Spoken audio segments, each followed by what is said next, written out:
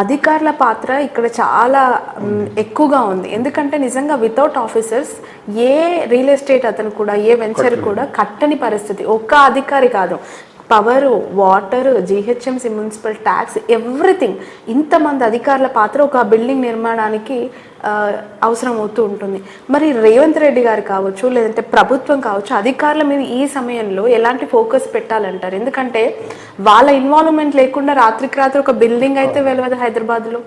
ఎందుకు వాళ్ళపైన చూసి చూడనట్టు వ్యవహరిస్తుంది అనుకోవాలి? అంటే ఇప్పుడు మనము ఇమీడియట్గా చూసి చూడనట్టు అని అనుకోవడానికి లేదు. ఆల్రెడీ కమిషనర్ హైడ్రా చెప్పినాడు, ఎవరెవరైతే పర్మిషన్స్ ఇచ్చినారో వాళ్ళ మీద కూడా మేము చర్యలు తీసుకుంటామని.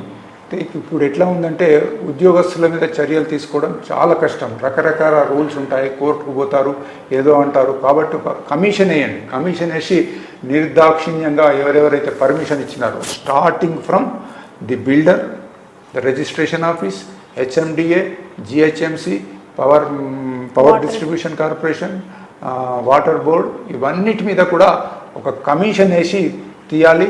తీసి వీళ్ళకు శిక్ష పడాల్సిన అవసరం ఉంది. లేనట్టయితే ఇట్లాగే పెద్ద పెద్ద వాళ్ళ పేర్లు చెప్పుకొని ఏమంటారు, ఫాల్స్ డాక్యుమెంట్స్తోని వాళ్ళు ఇది చేస్తూ ఉన్నారు. ఇది మంచిది కాదు, దీన్ని ఇది చేయాలి. అయితే ఇంకొక సజెషన్ నాది ఏంటంటే, చెరువుల ఆక్రమణలకు గురైనాయి. ఇప్పుడు వీళ్ళు హైదరాబాద్లో కూలబెడుతున్నారు. ఎందుకు కూలబెడుతున్నారు? చెరువులను రక్షించుకోవడానికి, చెరువుల పూర్వస్థితి తేవడానికి. అంటే rehabilitation of the tank. Rehabilitation కావడం లేదు, కూలగొడుతున్నారు, వాళ్ళు వెళ్ళిపోతున్నారు. ఇమీడియట్గా సెకండ్ స్టెప్ ఏంటంటే, వాళ్ళు కూలగొట్టిన ఏదైతే ఆ మెటీరియల్ ఉందో దాన్ని అంతా చెరువు నుంచి బయటకు తీసేయాలి. అలాగే ఇన్ని దినాలు దాంట్లో వచ్చినటువంటి సిల్ట్ ఏదైతే ఉందో, చెరువు యొక్క కెపాసిటీ తగ్గిపోయిన పరిస్థితిలో ఆ సిల్ట్ అంతా తీసేయాలా. అట్లాగే చుట్టుపక్కల కాలనీస్ ఉన్నాయి, ప్రతి చెరువు చుట్టుపక్కల కాలనీస్ ఉన్నాయి. ఆ కాలనీస్ వాళ్ళ నుంచి వచ్చేటటువంటి డ్రైనేజ్ వాటర్ ఏదైతుందో దాన్ని సీవేజ్ వాటరే కావచ్చు, దానికి అక్కడ ఒక ఎస్టీపీ కట్టి ట్రీట్ చేసి చెరువులోకి వదలాలా. చెరువు చుట్టూరుగా ఫెన్సింగ్ చేయాలా. ఇలా కంప్లీట్ చేసి చుట్టుపక్కల ఉన్న కాలనీ వాసులందరికీ దాన్ని హ్యాండ్ ఓవర్ చేయాలి. మీరు రక్షించుకోండి, దిస్ ఈజ్ యువర్ ట్యాంక్, మీరు దీన్ని కాపాడుకున్నట్టయితే మీ యొక్క గ్రౌండ్ వాటర్ డెవలప్ అవుతుంది. అలాగే మీకు కూడా ఒక పర్యావరణంగా బాగా ఉంటుంది, ఆహ్లాదకరంగా ఉంటుంది అని చెప్పి ఆ విధంగా ఒక స్కీమ్ తయారు కావాలి. కూలగొట్టడం బాగుంది, పెద్దగా కూలగొట్టినారు, అయిపోయింది. తర్వాత నెక్స్ట్ స్టెప్ అన్నది ఈ యొక్క యాక్ట్ను ఒక లాజికల్ కంక్లూజన్కు తెచ్చినప్పుడే ఈ యొక్క హైడ్రా యొక్క కాన్స్టిట్యూషన్ యాక్సెప్టబుల్ ఉంటుంది. లేనట్టయితే కొంచెం ఇబ్బందికరంగా ఉంటుంది. సార్, ఈ హైడ్రాకి సంబంధించి పదే పదే ఒక మాట ప్రతిపక్ష పార్టీ విమర్శిస్తుంది. 10 ఏళ్ళు ప్రతిపక్షంలో ఉన్న కాంగ్రెస్ పార్టీ అధికారంలో రావడంతోనే ఈ హైడ్రాని ఎందుకు ఏర్పాటు చేసింది అంటే కేవలం ప్రతీకార చర్య కోసమే అని మాట్లాడుతున్నారు, విమర్శిస్తున్నారు. దీన్ని ఎలా చూడాలి? నిజంగా ప్రతీకారం తీర్చుకోవడం కోసం హైడ్రా ఒక ఆయుధంగా మారిందంటారా ప్రభుత్వానికి? ఇప్పుడు అంటే అది స్టార్ట్ అయ్యి ఒక 1 month అయింది హైడ్రా. ఇప్పుడే ఇమీడియట్గా మనం చెప్పలేము. Let them work for 2-3 months. వాళ్ళు పనిచేసిన తర్వాత సుమారుగా ఒక 3 నెలలు వాళ్ళు పనిచేసినాక ఎవరెవరి కూల్చినారు, కేవలం ఒకే పార్టీకి సంబంధించిన కూల్చినట్టయితే అది హైడ్రా తప్పు. కోర్టుకు పోతారు ప్రజలు, లేదా మినిస్టర్ మీద, సీఎం మీద ప్రెషర్ వస్తుంది. కానీ వాళ్ళు ఒక పద్ధతి ప్రకారంగా ఎక్కడెక్కడైతే ఆక్యుపేషన్స్ జరిగినాయో, ఎక్కడైతే పబ్లిక్ కంప్లైంట్స్ వస్తున్నాయో వాటిని కూల్చినట్టయితే దాని మీద మనము ఇప్పుడే కామెంట్ చేస్తే బాగుండదు. ఎందుకంటే ఒక మంచి పని చేస్తున్నారు, ఒక ఆర్గనైజేషన్ వచ్చింది, మంచి పని చేస్తున్నారు కాబట్టి మనం కొద్దిగా వాళ్ళకు టైం ఇవ్వాలి. కేవలం ఒకే పార్టీ వాళ్ళే కూల్స్తున్నారు అన్నది ఇప్పుడే నిర్ణయానికి రావాల్సిన అవసరం లేదు. మొన్న ఒక కేసు లోపల ఒక ఎమ్మెల్యే ముందుకొచ్చి, అంటే సీనియర్ ఎమ్మెల్యే వచ్చి హైడ్రా ఆఫీసర్స్ మీద అన్పార్లమెంటరీ లాంగ్వేజ్తో దూషించడం జరిగింది. అది మంచి పద్ధతి కాదు. అధికారుల మీద మీకు ఏదైనా వాళ్ళు తప్పు చేస్తే మీరు పోయి అడగచ్చు, ఒక ఎమ్మెల్యేగా పోయి అడగచ్చు, నిలదీయచ్చు. అది కాకుంటే ముఖ్యమంత్రి దృష్టికి తీసుకొచ్చి ఆ తప్పు జరిగిందని సరిదిద్దచ్చు. అంతేగాని హైడ్రా అధికారులను ఇట్లా మాట్లాడినట్టయితే వాళ్ళ మనోస్థైర్యం దెబ్బతింటుంది. కాబట్టి నా రిక్వెస్ట్ ఏంటంటే, రాజకీయ నాయకులు మీకు లీగల్గా పోండి, కానీ ఆఫీసర్స్ని మాత్రము అనవసరంగా బద్నాం చేయద్దు. ఒకవేళ మీరు బద్నాం చేయదలుచుకుంటే ఆఫీసర్స్ను వీళ్ళని చేయండి. జిహెచ్ఎంసీలో ఎవరు పర్మిషన్ ఇచ్చినారు, తర్వాత రిజిస్ట్రేషన్ ఎవరు చేసినారు, ఫాల్స్ రికార్డ్స్ ఎవరు తయారు చేసినారు, ఆ బిల్డర్ ఎవరు, వాళ్ళని ఏమన్నా అన్నాను కానీ ఈ హైడ్రా అధికారులను అంటే అంత బాగుండదని నేను అనుకుంటున్నాను. సార్, ఈ హైడ్రా ఏర్పాటుతో ఒక్కసారిగా ఒక వ్యతిరేకత అనేది కనిపిస్తోంది. ఇంటర్నల్ పార్టీలో కనిపిస్తోంది, అవుట్ ఆఫ్ ద పార్టీలో కనిపిస్తోంది. దీన్ని కాంగ్రెస్ ఎలా క్లెయిమ్ చేసుకోవాలి? ఎస్పెషల్లీ రేవంత్ రెడ్డి గారే దీనికి చైర్మన్గా కూడా ఉన్నారు. ఎలా చూడాలి? అంటే నేను ఒక సామాన్య మానవుడిగా, ఒక సివిల్ సొసైటీ రిప్రజెంటేటివ్గా నేను ఏమనుకుంటున్నానంటే, హైడ్రాను ప్రజలు హర్షిస్తున్నారు. అంటే వాళ్ళకు రాజకీయ నాయకుల మీద, పెద్ద పెద్ద బిల్డర్స్ మీద కోపం బాగుంది. ఈ కూలబెడుతుంటే 90% of the people are with this program Hydraa.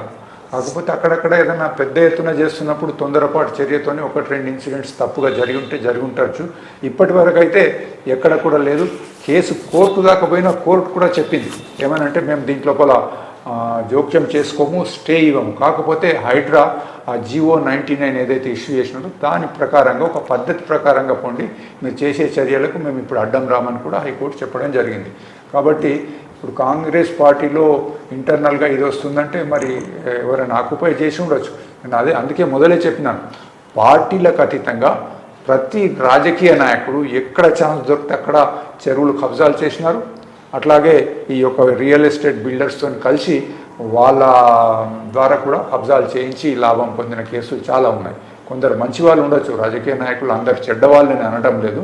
Very good people are also there. But majority of the politicians are ఈ కబ్జాలు చేసిన వాళ్ళే, లేదా వాళ్ళ బంధువులు, వాళ్ళ పార్టీ వర్కర్సే చేసినారు. పార్టీలకు అతీతంగా అందరూ కూడా అదే తాను ముక్కలు ఏంటంటే ఎంక్రోచ్మెంట్, ప్రభుత్వం భూములు ఎక్కడ ఉంటే అక్కడ కబ్జా చేయడమే వీళ్ళ పనిగా తయారైపోయింది. రైట్ సార్, ఇప్పుడు ఎన్ కన్వెన్షన్ దగ్గర తుమ్కుంట చెరువు ఆక్రమణకు గురైంది, అది బఫర్ జోన్లో ఉంది అని చెప్పి FTLకి సంబంధించి ఉంది అని చెప్పి మాట్లాడుతూ ఉన్న క్రమంలో అది పక్కా ప్రైవేట్ ల్యాండ్ అని చెప్పి నాగార్జున దాన్ని క్లెయిమ్ చేస్తున్నారు.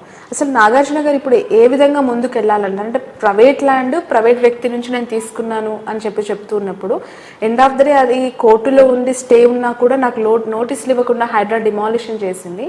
తనకు ఏ విధంగా న్యాయం జరుగుతుంది ఈ ఇష్యూలో? పూర్తిగా నష్టపోయినట్టేనా? ఇంకా అది నాగార్జున గారిని అడిగితే బాగుంటుంది. బికాస్ నాకు నేను ఇప్పుడు ఇక్కడ కూర్చొని చెప్పలేను, ఎందుకంటే ఇవ్వాలనే జరిగింది. ఒక 2-3 డేస్లో డీటెయిల్స్ బయటకు వస్తాయి. బహుశా ఆయన కోర్టును ఆశ్రయించవచ్చు. కాబట్టి బట్ హైడ్రా వాళ్ళు కూడా ఎప్పుడైతే ఒక సెలబ్రిటీ మీద యాక్షన్ తీసుకుంటున్నప్పుడు ఐఎమ్ షూర్ 100% వాళ్ళు చక్కగా అన్ని ఫార్మాలిటీస్ కంప్లీట్ చేసి ఉంటారని నేను అనుకుంటున్నాను. But it is a between Nagarjuna and HYDRAA. దాంట్లో నేను కామెంట్ ఏం చేయదలుచుకోలేదు. బట్ ఇది ఇవాళ కొత్తగా వచ్చింది కాదు. గత 5-6 సంవత్సరాల క్రితం కూడా వీళ్ళు గవర్నమెంట్ నోటీసులు ఇచ్చింది ఆయనకు, గోడలు కూలగొడతామన్నారు. ఇది జరుగుతున్నదే. ఆల్రెడీ నోటీసులు కూడా సర్వ్ అయిపోయినాయి. చూడాలి మరి ఆయన కోర్టుకు వెళ్తాడా, కోర్టుకు వెళ్తే మరి కోర్టు ఏం చెప్తుందని చూడాలి. సార్, చెరువులు చాలా అందంగా కనిపించే నాలాలు, చెరువులు లేదంటే ఇవన్నీ కూడా పరివాహక ప్రాంతాలు ఏవైతే ఉంటాయో చాలా అందంగా కనిపించాయి. వాటిని పూర్తిగా ఈ కాంక్రీట్తో, బహుళంతస్తుల బిల్డింగ్స్తో నింపేసిన పరిస్థితి ఉంది. ఇప్పుడు అక్కడ నేలమట్టం చేయటం ద్వారా తిరిగి పునర్వైభవం, అంటే ఆ చెరువు అంతకుముందు ఏ స్ట్రక్చర్లో ఉండిందో, ఏ బ్యూటిఫికేషన్తో ఉందో అలా కనిపించే అవకాశం ఉందంటారా? ఎందుకంటే ఆల్రెడీ అక్కడ ఇంటర్నల్ లైన్స్ అన్నీ కూడా బ్లాక్ అయిపోయి పూర్తిగా క్లమ్జినెస్తో నిండుకుని ఉంటాయి కదా ఇప్పుడు. ఇప్పుడు అదే కదా, ఇప్పుడు మనకు టెక్నాలజీ ఉంది, అట్లాగే మనకు మ్యాప్స్ ఉన్నాయి. దాంతో 1990లో ఏ విధంగా ఉండే, ఇప్పుడు ఎలా ఉంది చూడొచ్చు అనమాట. ఇంకోటి, ప్రతి ట్యాంక్ ఒక మొమైర్స్ అని ఉంటుంది అనమాట. అంటే దాని జీవిత చరిత్ర, ఎప్పుడు కట్టినారు, బడ్జెట్ ఎంత, వచ్చే ఇన్కమింగ్ వచ్చే ఫ్లో ఎంత, మత్తడి ఎంత హైట్లో ఉంటుంది, దాని FTL ఏంటి, అట్లాగే బఫర్ జోన్. ప్రతి ట్యాంక్ ఇప్పుడు ఇరిగేషన్ డిపార్ట్మెంట్ దగ్గర ఉంటాయి. అట్లాగే శాటిలైట్ ఇమేజరీస్ తీసుకొని పూర్వ వైభవం తేవడం పెద్ద పని కాదు. ఇప్పుడు ఏంటంటే మొదట్లో స్ట్రక్చర్స్ అన్నీ ఏవైతే FTLలో ఉన్నాయో తీసేయడం ఒకటి. FTLే కాదు, ట్యాంక్ బెడ్లోకి పోయి కూడా ఎంక్రోచ్మెంట్ అయిన కేసులు ఉన్నాయి. సో అవన్నీ తీసేసి, ఆ కూలగొట్టిన మెటీరియల్ అంతా తీసేసేసి, అక్కడ ఏదైనా బాగా ఉసుకే అది తట్టుకొని ఉంటే అది కూడా తీసేసేసి, దాంట్లోకి వచ్చే నాలాను కూడా క్లీన్ చేసి, ఇన్ఫ్లోను క్లీన్ చేసి, చుట్టుపక్కల కాలనీస్ నుంచి వచ్చే మురికి నీరును ఒక STP కట్టి శుద్ధి చేసినట్టయితే తప్పకుండా పూర్వవైభవం తేవచ్చు. ప్రజల సహకారం కావాలా. ఇప్పుడు ఓన్లీ అధికారులు పోయి కూలబెట్టేసేసి మళ్ళీ ఊరుకుంటే కాదు. ప్రజలను ఇన్వాల్వ్ చేసి ఆ చుట్టుపక్కల వాళ్ళు రెసిడెంట్ వెల్ఫేర్ అసోసియేషన్స్ ఉంటాయి, వాళ్ళ సహకారంతో నాలాను వాళ్ళకి అప్పగించేసేయాలి. లుక్, దిస్ ఈజ్ మీ చెరువిది, కాపాడుకోండి. లేనట్టయితే సఫరర్స్ మీరే, ఫస్ట్ విక్టిమ్ మీరే. మీ గ్రౌండ్ వాటర్ అంతా పడిపోతుంది, మురికి నాలాగా తయారైపోతుంది, మీరు ఇక్కడ ఉండలేరు, ఆ పరిస్థితి వస్తుందని చెప్పి వాళ్ళని ఇన్వాల్వ్ చేస్తే బాగుంటుంది. Right. Finally what is the opinion, అంటే గవర్నమెంట్ పనితీరు పైన ఫోరం ఫర్ గుడ్ గవర్నెన్స్ ఎలా ఉంది? సంతృప్తి వ్యక్తం చేస్తుందా యాజ్ ఆఫ్ నో? వాళ్ళ వర్క్ కావచ్చు, వాళ్ళ డెసిషన్స్ కావచ్చు. ఏది ఇప్పుడు ఇది హైడ్రా గురించి అంటున్నారు? లేదు, ఓవరాల్ ఇన్ జనరల్ కొత్త గవర్నమెంట్ పాలసీస్ అవ్వచ్చు, వాళ్ళ ఇంప్లిమెంట్ చేస్తున్న స్కీమ్స్ యొక్క పనితీరు. వాళ్ళు ఈ యొక్క గవర్నమెంట్ పవర్లోకి రాక మొదలు విపరీతమైనటువంటి ప్రామిసెస్ చేసినారు. అవి మంచియో కావచ్చు, లేదా ప్రజల మీద భారం పడుతుండొచ్చు. ఇప్పుడు ఆ ప్రామిసెస్ను నింపుకోలేక సతమతం అవుతున్నారు. దురదృష్టం ఏంటంటే ఇంతకు మొదలు పోయిన గవర్నమెంటు విపరీతమైన అప్పులతోని వీళ్లకు హ్యాండ్ ఓవర్ చేసినారు, వైట్ పేపర్ కూడా ఇచ్చినారు.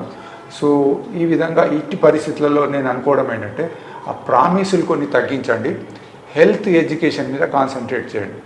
హెల్త్ మీద ఏం చేయడం లేదు. ఇప్పుడు ప్రెస్టీజియస్ హాస్పిటల్స్ ఉన్నాయి, గాంధీ ఉంది, ఉస్మానియా ఉంది. మేము అక్కడికి వెళ్ళి సర్వే చేసినాం. గాంధీ లోపల ఓపీ ఉంది, ఓపీలో డాక్టర్లు ఉంటారు. గ్రామాల నుంచి ఎవరైనా రోగులు వస్తే వాళ్ళని చూసి ప్రిస్క్రిప్షన్ రాసిస్తారు, ఫలానా మందులని. ప్రభుత్వ ప్రకారంగా అక్కడ ఒకటి ప్రభుత్వంది ఫార్మసీ ఉంటుంది, అంటే మందుల షాప్, అందులో మందులు ఉండవు. దాని పక్కనే ప్రైవేట్ వాళ్ళ షాపులు ఉంటాయి, వాళ్ళు రెండింతల ధరతో అక్కడ ఇస్తారు. ఈ రోగికి ఏం కావాలి, ఇమీడియట్గా ఇంజక్షన్ ఇవ్వమన్నాడు, డాక్టర్ కొనుక్కరామన్నాడు అని పోయి తీసుకొచ్చి పెడుతున్నారు. అంటే ఒక 200-300 ప్రిస్క్రిప్షనే రోగికి ఫ్రీ దొరుకుతుంది, కానీ 1000 రూపాయల మందులు మాత్రం మళ్ళీ కొనాల్సి వస్తుంది. హాస్పిటల్స్లలో అన్ని ఎక్విప్మెంట్ ఉంటాయి, కానీ అవి నడవవు, పనిచేయవు. మళ్ళీ బయటకు పోయేసేసి అది ఎక్స్రే కావచ్చు, లేదా ఇంకా ఏదైనా ఇతరత్ర టెస్ట్ కావచ్చు, అన్నీ కూడా బయట నుంచి చేయాల్సిన పరిస్థితి ఉంది. కాబట్టి ప్రభుత్వం టోటల్గా నిర్లక్ష్యం చేసింది.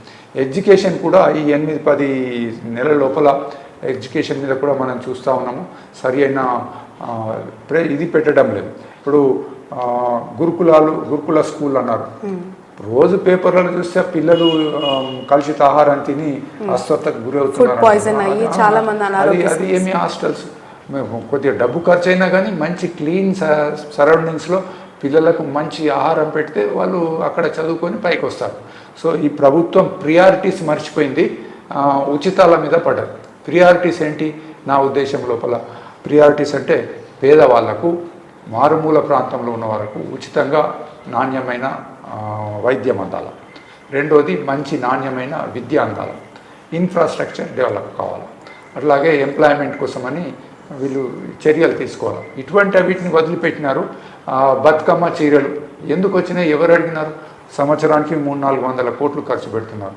పండుగలకు దసరా పండుగ వచ్చిందంటే పార్టీ, రంజాన్ పండుగ వచ్చిందంటే పార్టీ. ప్రభుత్వము పాలన చేయడానికి ఉన్నదా లేక పార్టీలు ఇవ్వడానికి ఉన్నదా? ఎవరి డబ్బది? ట్యాక్స్ పేయర్స్ మనమందరం కూడా. ఒక టీ తాగితే టీ పొడి మీద ట్యాక్స్, షుగర్ మీద ట్యాక్స్, పాల మీద ట్యాక్స్, ఇవి కాకుండా సర్వీస్ ట్యాక్స్ మీదకెళ్ళి, అంటే ఒక 10 రూపాయల్లో వచ్చే టీ 40-50 రూపాయలు అవుతుంది. సో ఈ విధంగా పెట్రోల్ మీద అందరికీ తెలిసిందే, దేశం లోపల హయ్యెస్ట్ ట్యాక్సెస్ పెట్రోల్ మీద ఒక 2-3 స్టేట్లు ఉన్నాయి, దాంట్లో తెలంగాణ ఒకటి. ఇట్లా విపరీతమైన ట్యాక్స్లు వేసి పేద ప్రజలకు అవసరమయ్యే వస్తువులన్నీ కూడా అందకుండా చేసేసేసి మేము ఇది ఇస్తాం అది ఇస్తామంటే ఇంతకుముందు ప్రభుత్వం చేసిన తప్పులనే వీళ్ళు చేస్తున్నారు. ఇప్పటికైనా కానీ ఈ ఉచితాలు మీరు ప్రామిస్ చేసి ఉండొచ్చు, చాలా ప్రామిసులు చేసినారు. ఇప్పుడు ఉదాహరణకు తీసుకుంటే బీసీ విద్యార్థులకు విదేశాలకు పోవడానికి స్కాలర్షిప్స్ అన్నారు, మంచిదే, ఒప్పుకుంటాం. కానీ అది ఒక 5-10 ఏళ్ళే ఉండాలి. అంత లోపల ఇక్కడ ఆ స్టాండర్డ్కు డెవలప్ చేసుకోవాలి. 140 కోట్ల మంది ప్రజలు ఉన్న దాంట్లో వాళ్ళకు మనకు ఒక మంచి మెడికల్ కాలేజీలో, ఇంజనీరింగ్ కాలేజీలో లేవు. అక్కడ పోయి ఎక్కడ పడితే అక్కడ ఉక్రెయిన్లు అంటారు, సింగపూర్ అంటారు, ఇంకేంటి అంటారు. ప్రపంచంలో నలుమూలల్లో మన వాళ్ళు మెడిసిన్ చదవడానికో ఇంజనీరింగ్ చదవడానికే పోతున్నారు. మరి మనం డెవలప్ చేసుకోలేమో? ఒక విద్యార్థి మీద 30-40 లక్షలు ఖర్చు పెట్టి బయటకు పోవడానికి స్కాలర్షిప్ ఇస్తున్నారు. ఒక 5-10 ఏళ్ళే అది మంచిది. ఈ 5-10 ఏళ్ళ లోపల మనం డెవలప్ చేసుకోవాలి. ఆ ఉద్దేశం ఎవరికి లేదు. ఓట్ల కోసమని డబ్బులను పంచుతున్నారే, పాత ప్రభుత్వం చేసిన తప్పులే వీళ్ళు కూడా చేస్తున్నారని అనిపిస్తుంది. ఇప్పటికైనా దాన్ని సరిదిద్దుకొని ఈ ఉచితాలకు బ్రేక్ పెట్టి విద్యకు, వైద్యానికి, ఇన్ఫ్రాస్ట్రక్చర్కు ఖర్చు పెట్టినట్టయితే బాగుంటుంది. Right. Thank you so much sir me valuable time ఇచ్చినందుకు. ఇది మొత్తానికి forum for good governance react అవుతున్న తీరు. ఖచ్చితంగా హైడ్రాకి చాలా సవాళ్ళు ఉన్నప్పటికీ కూడా అనుకున్న దాని ప్రకారం వాళ్ళు వాళ్ళ వర్క్ని కంప్లీట్ చేస్తారని, ఇంకొకటి తమ భేదం అంటే ఆ పార్టీ ఈ పార్టీ అని కాకుండా ట్రాన్స్పరెంట్గా పనిచేస్తుందని కూడా అభిప్రాయాన్ని వ్యక్తం చేస్తూ ఉన్నారు. That's all for now.